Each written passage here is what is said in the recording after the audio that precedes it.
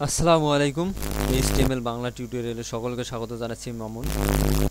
ওকে বন্ধুরা, আজকে আমরা টেক্সট ফরম্যাটিং নিয়ে আলোচনা করব। তো আমরা নতুন একটি পেজ নেই আমাদের।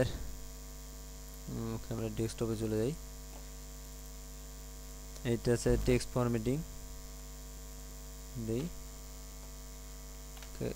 টি X text F or M A double T I N G formatting dot HTML.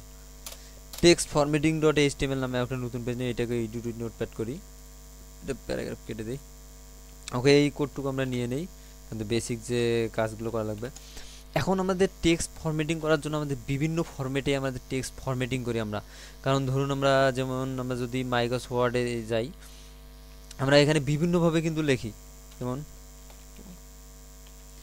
Welcome to welcome, এইটাকে আমরা ফরম্যাটিং করার জন্য দেখুন আমরা এখানে বোল্ড করতে পারছি, বোল্ড করি, এই যে ইতালিক করি, তারপরে আমরা আন্ডারলাইন দেই। এইভাবে আমরা বিভিন্ন প্রকারের টেক্সট ফরম্যাটিং করি, এ লাইন লেফট, এ লাইন রাইট, সেন্টার। এই অ্যালাইনমেন্ট তো আমরা দেখেছি, আমরা প্যারাগ্রাফে কীভাবে অ্যালাইনমেন্ট করতে হয় সেগুলো দেখেছি, কিন্তু বোল্ড ইতালিক এগুলো করে দেখিনি। আজকে আমরা এইভাবেই দেখব, এই বোল্ড ইতালিকগুলো কীভাবে করতে হয় সেগুলো আমরা জানবো আজ আমাদের ওয়েব পেজে। তো আমরা একটা যে কোনো একটা লেখা লিখলাম হচ্ছে WEL ওয়েলকাম টু চেনাজানা.com। ওকে, এইটা হচ্ছে আমাদের ওয়েলকাম টু চেনাজানা.com। এইটা দেখি, আমরা লক্ষ্য করি, এই পেজটা ওপেন করি, text formatting. Okay, welcome to চেনাজানা.com চলে আসছে। তো আমরা এইটাকে যদি বি দেই, বি দ্বারা বোল্ড বোঝাচ্ছে, আমরা বি ট্যাগ শুরু করি, বি ট্যাগ শেষ করে দিলাম।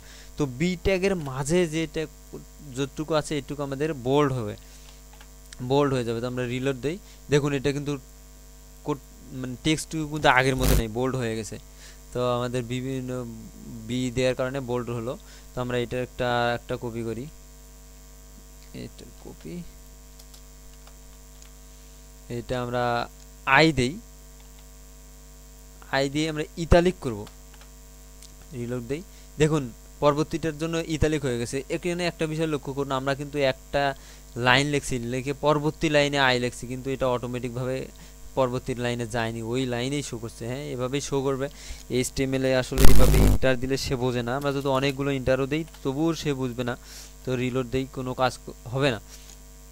সেজন্য আমাদের এখানে জাস্ট একটা ছোট্ট একটু কোড ব্যবহার করে, ট্যাগ ব্যবহার করে আমরা এইটাকে নতুন লাইন দিতে পারি। সেটা হচ্ছে লাইন ব্রেক, বিআর স্ল্যাশ, এইটা হচ্ছে লাইন ব্রেক, মানে এইটা হচ্ছে সিঙ্গেল ট্যাগ। এইটার যেমন বি শুরু করছি, বি শেষ করছি, আই শুরু করছি, আই শেষ করছি, কিন্তু আমাদের বিআর এর কোনো কিন্তু শেষ নেই। এটাই শুরু শেষ ওখানেই সম্পূর্ণ। এই জন্যই ট্যাগ লেখার পর স্ল্যাশ দিতে হয়। যেগুলোতে শুরু ট্যাগ আছে শেষ নেই সেগুলোকে সিঙ্গেল ট্যাগ বলে, এগুলো আসলে ওখানেই শেষ করে দিতে হয়। তো আমরা বি দিয়ে বোল্ড করলাম এবং আই দিয়ে ইতালিক করলাম। এখন যদি আমরা রিলোড দিই, দেখুন আমাদের নতুন একটা লাইনে, আমরা একটু জুম করে দেখি, দেখুন নতুন একটা লাইনে দেখাচ্ছে। তো এভাবে আমরা বোল্ড করতে পারি। বোল্ড করার আর একটু পদ্ধতি আছে, তো আমরা এইটাকে কপি পেস্ট করে দিই। সেটা হচ্ছে বীর পরিবর্তে আমরা স্ট্রং ব্যবহার করতে পারি, STRONG স্ট্রং, অ্যান্ড এখানে STRONG স্ট্রং, RONG স্ট্রং। ওকে, আমরা যদি এখন রিলোড দেই, দেখুন স্ট্রং দিয়েও আমরা বোল্ড করছি অ্যান্ড বি দিয়েও বোল্ড করছি। আপনার যেটা খুশি, যখন যেটা দুইটাই ব্যবহার করা যায় দুইটাই জেনে রাখবেন। আমরা এবার দেখব কিভাবে আন্ডারলাইন করতে হয়। তো আমরা এটাকে কপি পেস্ট করি। আন্ডারলাইন করতে হবে আমাদের সাধারণত ইউ ট্যাগ দিয়ে। তো ইউ ট্যাগ শুরু করি অ্যান্ড ইউ ট্যাগ শেষ করে দিই, স্ল্যাশ ইউ। ইউ ট্যাগ দিয়ে আমরা আন্ডারলাইন করব। তো একটু কপি করে, এই লেখাটা কপি করে এখানে পেস্ট করে দেই। ওকে, তো এখন আমরা যদি সেভ দেই তাহলে দেখবো যে আমাদের লেখাটুকু আন্ডারলাইন হয়ে গেছে। তো আমরা চাইলে একাধিক ট্যাগ এখানেও ব্যবহার করতে পারি। এখানেও আমরা বি দিয়ে, এর মাঝেও আই ব্যবহার করতে পারি। এর মাঝে একাধিক ট্যাগ দিলাম, কোনো সমস্যা নেই। আই দেই, আই স্ল্যাশ করি, তারপরে আমরা ইউ দেই, কারণ আমরা ট্যাগের মাঝে ট্যাগ ব্যবহার করতে পারি, সেটা কোনো ব্যাপার না, আমাদের প্রয়োজন হলে আমরা ব্যবহার করব। তো এখন রিলোড দিয়ে দেখি, দেখুন এইটা আমাদের বোল্ড আছে, ইতালিক হয়েছে অ্যান্ড আন্ডারলাইন হয়ে গেছে। তো আমরা জানলাম বোল্ড করার জন্য বি ট্যাগ অথবা স্ট্রং ট্যাগ, ইতালিক বা বাঁকা করার জন্য হলো আই ট্যাগ ব্যবহার করব, আন্ডারলাইন দেওয়ার জন্য ইউ ট্যাগ ব্যবহার করব। অনেক সময় আমাদের অনেক ছোটো লেখার প্রয়োজন হয়, সেক্ষেত্রে আমরা স্মল ট্যাগ ব্যবহার করতে পারি, SMALL স্মল অ্যান্ড স্ল্যাশ করে দিই SMALL স্মল। স্মল ট্যাগ এর মাঝে আমরা জাস্ট লেখাটা দিয়ে দেখি। ওকে, রিলোড দেই। দেখুন অনেক ছোট একটা ক্ষুদ্র একটা ট্যাগ দেখাচ্ছে, এটা দ্বারা আমরা স্মলকে ট্যাগটাকে স্মল দেখালাম। তারপর ব্রেকটা দিয়ে দেই যাতে সুবিধা হয়। ওকে, দেখুন স্মল ভাবে দেখাচ্ছে, সেজন্য আমরা স্মল ব্যবহার করলাম। তারপর আমরা অনেক সময় অ্যাড্রেস ট্যাগ আছে, অ্যাড্রেস ট্যাগ ব্যবহার করে আমরা যে কোনো অ্যাড্রেস অ্যাড করতে পারি, ADDRESS address slash address ADDRESS address, DHK Dhaka. তারপর একটা ব্রেক দেই আমরা, BR স্ল্যাশ, ওকে আমরা একটু এইভাবে দিয়ে দিই, তাহলে সুবিধা হবে, বুঝতে সুবিধা হবে। ওকে সরি, BR স্ল্যাশ অ্যান্ড এখানে দিলাম হলো বাংলাদেশ, BANGLADES বাংলাদেশ।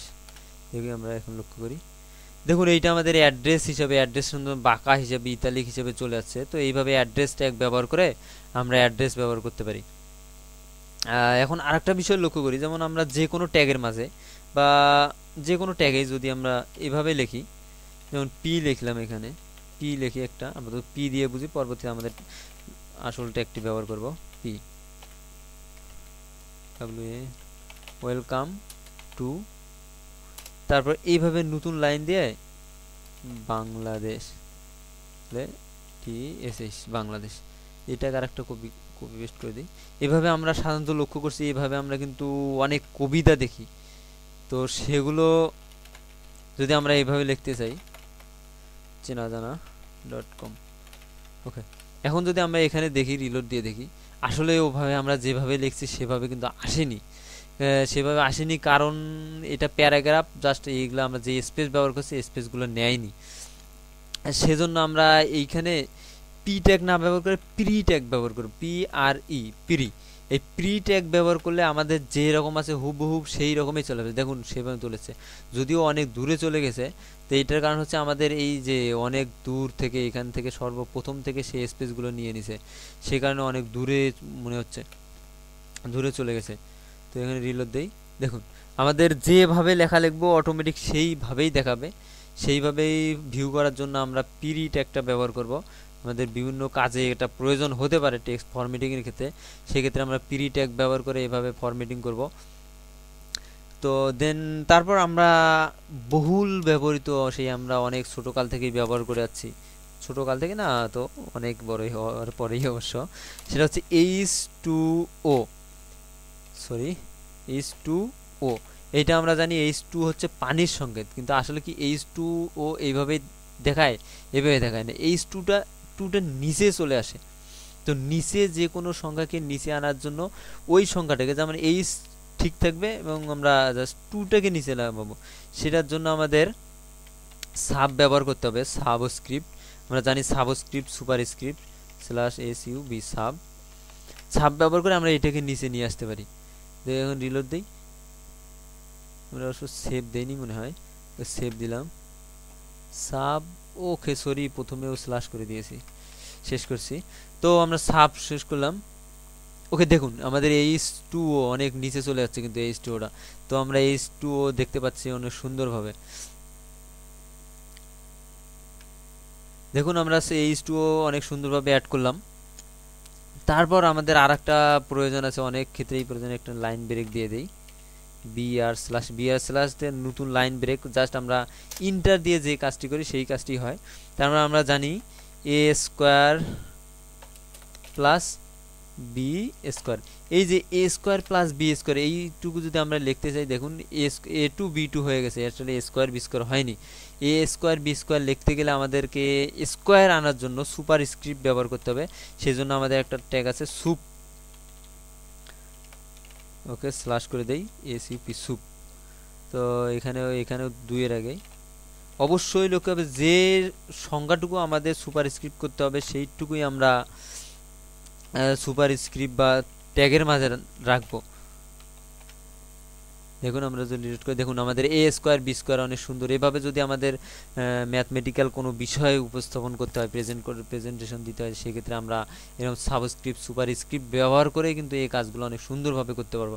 তো আমরা যদি দেখুন, যদি ভুলে আমরা বিটা না দিয়ে বি সহ যদি আমরা সুপের মাধ্যমে রাখেন, তাহলে দেখুন আমাদের কিন্তু সম্পূর্ণ বি সহ চলে যাবে, মানে সম্পূর্ণটাই উপরে চলে গেছে। এই ক্ষেত্রে আমাদের অবশ্যই লক্ষ্য রাখতে হবে আমাদের যতটুকু প্রয়োজন সেটুকু আমরা সুপের মাঝে রাখবো। দেখুন এইটাতে আমরা সাবস্ক্রিপ্টে আমরা শুধু টু যেটা আছে এই টুকু আমাদের সাবস্ক্রিপ্ট করতে হবে, কিন্তু এইচ এবং ও কিন্তু সাবস্ক্রিপ্ট করতে হবে না।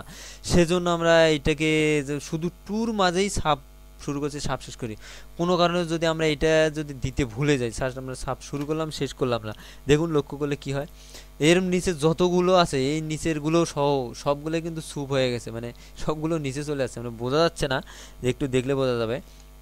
দেখুন আমরা এখন রিলোড দিয়ে দেখুন আমাদের নিচেরগুলো তো কিন্তু পরিবর্তন হবে। দেখুন এই দেখুন নিচেরগুলো পরিবর্তন হয়ে গেছে। তো এভাবে আমরা যে ট্যাগগুলো ব্যবহার করবো অবশ্যই গুরুত্ব সহকারে সেগুলোকে আমরা ক্লোজ করে দেবো। যদি আমরা এখানে ভুলে পিরি ট্যাগটা ক্লোজ না করে দিই, সাপোজ আমরা কেটে দিলাম, এখন দেখুন লক্ষ্য করি এইগুলোও কিন্তু পিরির মধ্যে চলে গেছে, সেক্ষেত্রে সমস্যা হচ্ছে।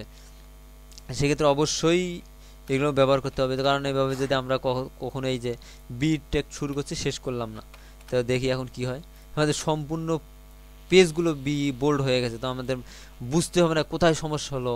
এক্ষেত্রে অবশ্যই যে ট্যাগ শুরু করব ওই ট্যাগ শেষ করে কাজ করতে হবে। নোটপ্যাড প্লাস প্লাসে অনেক সুবিধা, যেমন বডি ট্যাগ শুরু করলাম বডি দেখাচ্ছে, বি ট্যাগ শুরু করলাম বি শেষ ট্যাগ এর হাইলাইট করছে। তো এইভাবে আমরা বিভিন্ন প্রকার ফরম্যাটিং করতে পারি। ওকে, টেস্ট ফরম্যাটে এরকম আরও অনেক কিছু আছে যেগুলো পরবর্তীতে হয়তো বা স্টেপ বাই স্টেপ আপনি জেনে নিতে পারেন। আপনি একবার কাজে শুরু করতে, আপনি প্রফেশনালি কাজ শুরু করলে আপনাদের যেগুলো প্রয়োজন হবে সেগুলো আপনি খুঁজে নিতে পারবেন, সমস্যা নেই। তো এগুলো যেগুলো বেসিক সাধারণত জানা লাগে সেগুলোই আমরা আলোচনা করছি। তো টেস্ট ফরম্যাটিং এ পর্যন্তই। সকলে ভালো থাকুন, সুস্থ থাকুন, ধন্যবাদ সবাইকে।